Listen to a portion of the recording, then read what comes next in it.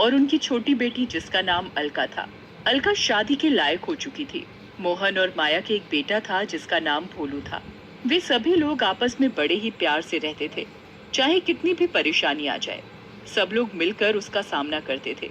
मोहन ने किसी कारणवश साहूकार से कर्जा ले रखा था, जिसकी उसे बेहद चिंता सताती रहती थी कि वो कर्जा चुकेगा कैसे। एक दिन की बात है, घर में सभी लोग खाना खा रहे थे। तभी साहूकार के कुछ आदमी उनके घर आते हैं और मोहन से कहते हैं, मोहन, अगर तुमने कर्जा नहीं दिया तो हम तुम्हारा घर ले लेंगे। इसलिए जल्दी से जल्दी तुम्हें कर्जा देना पड़ेगा। मैं जल्दी ही कर्जा देने की कोशिश करूंगा। कोशिश नहीं, जल्दी ही देना पड़ेगा। ठीक है। और ये कहकर साहूकार के आदमी चले जाते हैं। मोहन की माँ मोहन से कहती है, मोहन बेटा, तू इतनी जल्दी साहूकार का कर्जा कैसे देगा? माँ, तुम चिंता मत करो। मैं और मेहनत करूंगा और ज्यादा पैसा कमाऊंगा और साहूकार का कर्जा भी जल्दी चुका दूंगा। तभी मोहन की पत्नी माया भी कहती है, माँ तुम चिंता मत करो, हम सब है ना, कोई ना कोई रास्ता जरूर निकालेंगे। पर मोहन और तुम अकेले सब कैसे करोगे? अलका की शादी भी करनी है, भोलू की पढ़ाई और ऊपर से मेरी दवाई गोली का खर्चा। अरे माँ, तू चिंता क्यों करती है? मैं हूँ ना, सब ठीक कर दूंगा। तभी अलका माँ से कहती है, माँ तुम मेरी शादी की चिंता मत करो, मुझे अभी शादी नहीं करनी। मैं तो अपनी बहना की शादी ऐसे करूंगा कि सब देखते रह जाएंगे। अपने भाई की बात सुनकर अलका रोने लगती है और वहां से चली जाती है। और शाम को अलका का ससुर लाला राम आता है और वो मोहन और उसकी पत्नी माया और उसकी माँ से कहता है, देखिए समधन जी, हम अपने बेटे की शादी अगले हफ्ते ही करना चाहते हैं, क्योंकि फिर हमारा बेटा वापस मुंबई नौकरी के लिए चला जाएगा। इसलिए हम चाहते हैं कि अगले हफ्ते ही अलका और हमारे बेटे रजत की शादी हो जाए। लेकिन समधी जी, ये सब हम इतनी जल्दी कैसे करेंगे? पर आपने तो कहा था कि शादी 6 महीने बाद करेंगे। फिर एकदम इतनी जल्दी कैसे? हम इतनी जल्दी शादी का इंतजाम कैसे करेंगे?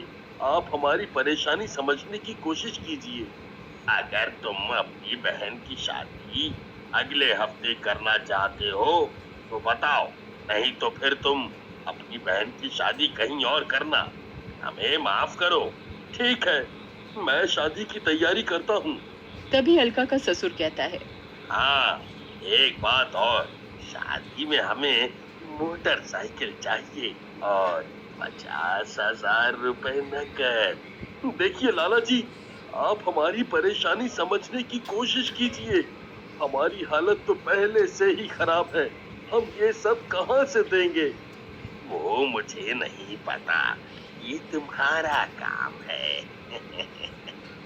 अगर तुम शादी में ये सब देने को तैयार हो तो बताओ, वरना मेरे बेटे के लिए रिश्तों की कमी नहीं है। और तुम अपनी बहन के लिए कोई और लड़का देखो जी। आप ऐसा मत बोलिए, मेरी बहन मर जाएगी। देखो मोहन बेटा, मुझे जो कहना था मैंने कह दिया, बाकी तुम्हारी मर्जी। ठीक है, मैं कहीं से इंतजाम करता हूँ। आप शादी की तैयारी करो। ये कहकर लाला राम वहां से चला जाता है। तभी माया अपने कमरे से अपने गहने लेकर आती है और मोहन से कहती है, ये मेरे गहने किस दिन काम आएंगे? आप इन्हें बेचकर अलका की शादी का इंतजाम करो। पर ये गहने तो तुम्हारे हैं, मैं इन्हें नहीं ले सकता। गहने जरूरत पड़ने पर ही तो काम आते हैं।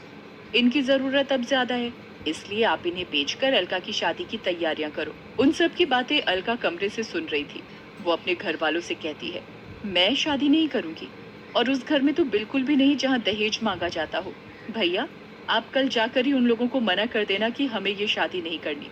तभी माँ भी मोहन से कहती है, हाँ मोहन बेटा, मैं अपनी बेटी की शादी ऐसे लालची लोगों के घर में बिल्कुल भी नहीं करूंगी।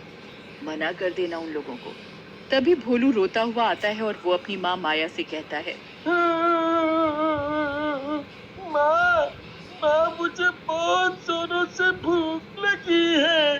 माँ खाना दो ना। मेरे राजा बेटा को भूख लगी है? माँ अभी मेरे राजा बेटा को खाना खिलाएगी। फिर माया भोलू को और घर के सभी लोगों को खाना देती है। खाना खाकर सब लोग सो जाते हैं, लेकिन अलका को नींद नहीं आती।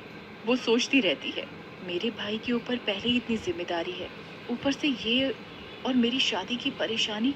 मैं अपने भाई और अपने घर वालों को परेशान नहीं कर सकती। फिर अलका रात को घर से चुपचाप निकल जाती है और वो एक नदी में जाकर कूद जाती है और उसकी मौत हो जाती है। फिर वो एक चुड़ैल